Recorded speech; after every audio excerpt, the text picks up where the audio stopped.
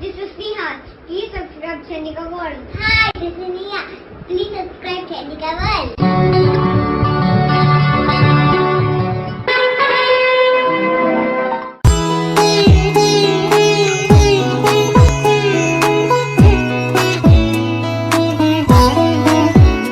ఈ జ్యోతిష్కుడి గురించి మీకు చెప్పాలని చాలా కాలం నుండి అనుకుంటున్నాను. నేను 10వ తరగతి తెనాలి తాలూకా పెదపాలెంలో చదివాను. అప్పట్లో తెనాలిలో రైల్వే స్టేషన్ వద్ద హస్త సాముద్రికం చెప్పే జ్యోతిష్కుడి గురించి అందరూ చాలా గొప్పగా చెప్పుకునేవారు. నాకు మాత్రం ఏం తెలుస్తుంది? ఊళ్ళో జనం అరుగుల మీద కూర్చుని అడపాదడపా మాట్లాడుకుంటుంటే ఆ మాటలు పిల్లలమైన మా చెవిని పడేవి. బాల్యం కాబట్టి ఆ విషయాలు అలా గుర్తుండిపోయాయి. అన్నట్లు మరో విషయం, ఈ అడపాదడపా అనే పదం భాష నుండి క్రమక్రమంగా దూరమైపోతుంది. అప్పుడప్పుడు అనే అర్థంలో ఈ పదం వాడేవాళ్ళం. ఆ తర్వాత ఇంటర్మీడియట్ తెనాలి విఎస్ఆర్ కాలేజీలో చదివాను. ఆ 2 సంవత్సరాలలో మరియు ఆ తర్వాత కూడా ఆ జ్యోతిష్కుడి పేరు చాలా సందర్భాలలో విన్నాను. అప్పట్లో టీవీలు లేనందున మనుషుల మధ్య మాటలే సమాచారం, సమాచారమే మాటలుగా ఉండేవి. అందువల్లనే ఏమో మనుషుల మధ్య మనం మనుషులం అనే స్పృహ కాస్త ఎక్కువగా ఉండేది. బహుశా ఆ స్థానాన్ని సాంకేతికత మింగేయటం వల్ల కాబోలు మనుషుల మధ్య ఆర్ద్రత రాను రాను తగ్గిపోతుంది. అబద్ధాలు, అర్థం లేని వ్యాఖ్యానాలు కూడా ఆధునిక సాంకేతికత కారణంగా శరవేగంతో ప్రచారమై అవే సత్యాలుగా చలామణి అవుతున్నాయి. ఆ మాటలే మనసులో ముద్రించుకున్న లేత హృదయాలు నకిలీ అభిప్రాయాలను ఏర్పరచుకుని తర్వాత కాలంలో అసలైన వాటిని విభేదిస్తున్నారు. అందుకే మనం రాసుకునేవి, చదువుకునేవి, నేర్చుకునేవి తప్పులేనప్పుడు కొత్త ఆలోచనలు ఎలా వస్తాయని నేను తరచుగా అంటూ ఉంటాను. అసలు విషయంలోకి చకచకా వెళ్ళిపోదాం. స్మృతి పదంలో ఉన్న విషయాలను చెబుతున్నానే గాని ఆ జ్యోతిష్కుడిని నేను కాలేజీ చదివే రోజుల్లో చూడనే లేదు. జ్యోతిష్కుడితో పిల్లలకు ఏం పని ఉంటుంది? అయితే తర్వాత కాలంలో నేను జ్యోతిష్యం అధ్యయనం, పరిశోధన సాగించిన సందర్భంలో బాల్య స్మృతిలో ఉన్న ఈ హస్త సాముద్రికుడు గుర్తుకు వచ్చాడు. లేడికి లేచిందే పరుగు. హైదరాబాదులో ఉంటున్న నేను ఈ జ్యోతిష్కుడిని ముఖాముఖి కలవాలనే ఆకాంక్షతో తెనాలి వెళ్ళాను. స్టేషన్ రోడ్డులోని హోటల్ గౌతములో బస చేశాను. హస్త సాముద్రికుడి గురించి రిసెప్షన్ కౌంటర్లో అడిగితే చిరునామా చెప్పాడు. అందుబాటులో ఉన్న నా స్నేహితుడు సత్యనారాయణను రమ్మన్నాను. స్టేషన్ రోడ్లో బోర్డు ఉందంటే అందరికీ తెలిసే ఉంటుంది. అందుకే మాకు ఆయన అడ్రస్ పట్టుకోవటం కష్టం కాలేదు. హోటల్ గౌతముకు రైల్వే స్టేషన్కు మధ్య ఉన్నది అతని ఆఫీసు. ఒకే ఒక్క గది. బయట వెలిసిపోయిన బోర్డు ఉంది. ఆ గదిలో హస్త సాముద్రికుడు ఒక చాప మీద కూర్చుని ఉన్నాడు. ఎదురుగా కూడా చాపలు పరిచి ఉన్నాయి. అక్కడ 10 మంది దాకా కూర్చుని ఉన్నారు. తలుపులు, కిటికీలు తీసే ఉన్నాయి. అప్పటికి ఆ హస్త సాముద్రికుడు పండు ముసలివాడయ్యాడు. గోప్యత ఏమీ లేనందున నేను నా స్నేహితుడు కిటికీ వద్ద నిలబడి జరిగే తంతులు చూస్తున్నాము. అక్కడ వెయిట్ చేస్తున్న ఒక్కొక్కరు ఆయన ముందుకు జరుగుతున్నారు. మగవాళ్లకు కుడి చేతిని, ఆడవాళ్లకు ఎడమ చేతిని పరిశీలిస్తున్నాడు. విభూతి చేతి నిండా రాసి భూతద్దంలో పరిశీలిస్తున్నాడు. 60 మందిని చూశాక మేము ఆయన దగ్గరికి వెళ్ళాము. చేయి చూస్తే ఎంత అని అడిగాము. 10 రూపాయలని చెప్పాడు. కానీ అక్కడున్న అందరినీ చూశాక మా వంతని సీరియల్గా చూస్తానని చెప్పాడు. వెంటనే చూసి స్పెషల్ ఫీజు తీసుకోమన్నాను. 20 రూపాయలు అన్నాడు. సరేనని ఫీజు చెల్లించి నా స్నేహితుడి చేయి చూడమన్నాను. 5 నిమిషాలు చెప్పాడు. విషయం ఏమీ లేదు. అతను ఆఫీసు 2 వరకు చూసి ఆ తర్వాత ఆఫీసు మూసి ఇంటికి వెళ్తాడని తెలిసి అప్పటి వరకు కిటికీ వద్ద నిలబడి అందరికీ చెప్పటం పరిశీలించాం. ఎందుకైనా మంచిదని ఆ రాత్రి హోటల్లోనే ఉండి మర్నాడు కూడా అతని ఆఫీసుకు వెళ్ళి కిటికీ వద్ద నిలబడి పరిశీలించాము. బాల్యంలో తెలియకపోయినా నా పరిశీలనతో కూడిన పరిశోధనలో అతని పాపులారిటీ రహస్యం తెలిసింది.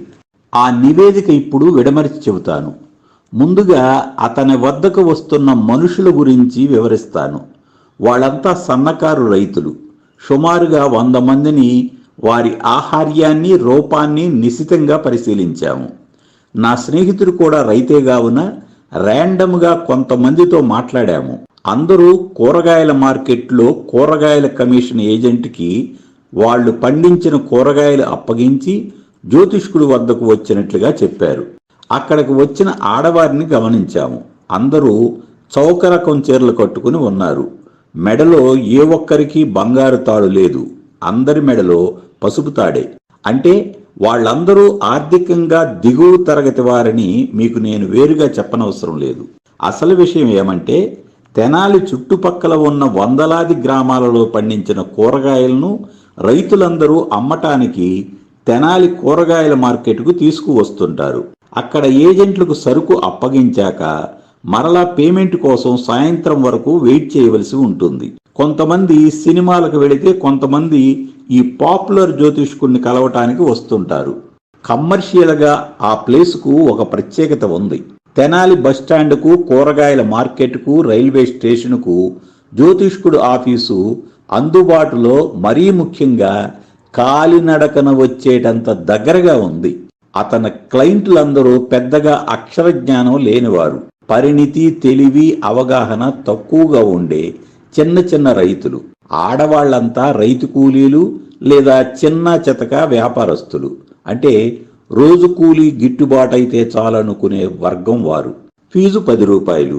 అతని టార్గెట్ గ్రూపుకు ఎవరికి ఇబ్బంది లేని అందుబాటులో గల 10 రూపాయలు.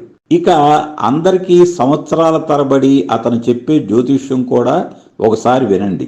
నా స్నేహితుడికి సహా 100 మందికి చెప్పిన జ్యోతిష ఫలితాలు విన్నాము.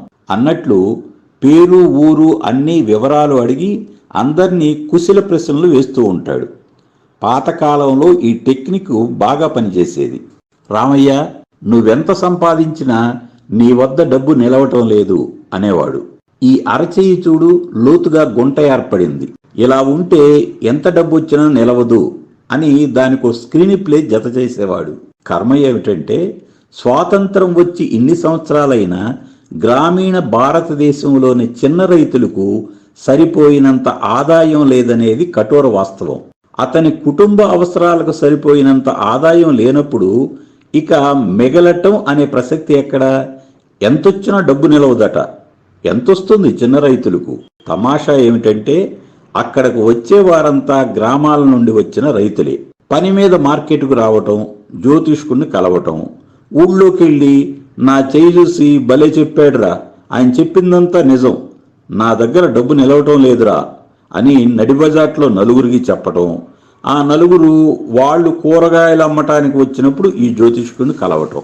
హస్త సాముద్రికుడు చెప్పిన మరొక పాయింట్ ఏమిటంటే, సుబ్బారావు, అందరూ నిన్ను వాడుకుంటారయ్యా, నీకు ఎవరూ సాయపడరు, నువ్వు బోళా మనిషివు సుబ్బారావు, అందరినీ నమ్మేస్తావు అనేవాడు. చేయి చూపించుకున్న సుబ్బారావు మొహం చాటంతవటం నేను కళ్ళారా చూశాను. నీలకంఠం, ఈసారి ఎరువులకు, పురుగుల మందుకు చాలా ఖర్చు అయి ఉంటుంది అనేవాడు.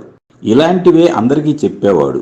ఐక్యూ తక్కువ ఉన్న జనం ఎప్పుడైనా ఎక్కువగానే ఉంటారు. అందరూ జీవితాంతం కూరగాయల మార్కెట్కు ఏదో ఒక పని మీద తెనాలి రావాల్సి ఉంటుంది. దానికి తోడు అందుబాటులో ఫీజు. ఆఫీసు కూడా కూరగాయల మార్కెట్కు, బస్టాండ్కు దగ్గరాయే. అతనికి జ్యోతిష్యం తెలియదు. అయినా హస్త సాముద్రికుడైన ఆ జ్యోతిష్కుడు ఎప్పుడూ బిజీగా ఉండేవాడు. డబ్బు, కీర్తి రెండింటితో అలా అతని కెరీర్ 4 దశాబ్దాల పాటు అప్రతిహతంగా కొనసాగింది. అతని టార్గెట్ గ్రూప్ ప్రజానీకాన్ని 10 రూపాయలు తీసుకుని అలరించాడు. అది అతని విజయ రహస్యం. హితులారా, గుర్తుంచుకోండి, భారతదేశంలో ఎక్కువ శాతం ప్రజలు చిన్న ఆదాయ వర్గాల వారే. అందుకే ఇక్కడ నమ్మకాలు ఎక్కువే, మూఢనమ్మకాలు ఎక్కువే. వీటితో జనాలను మభ్యపెట్టే జ్యోతిష్కులు, బాబాలు, పీఠాధిపతులు, ప్రవచనకర్తలు అందరూ ఎక్కువే. మనలో ఏ ఒక్కరము మొత్తం సమాజాన్ని బాగు చేయనులేము, చెడగొట్టనులేము.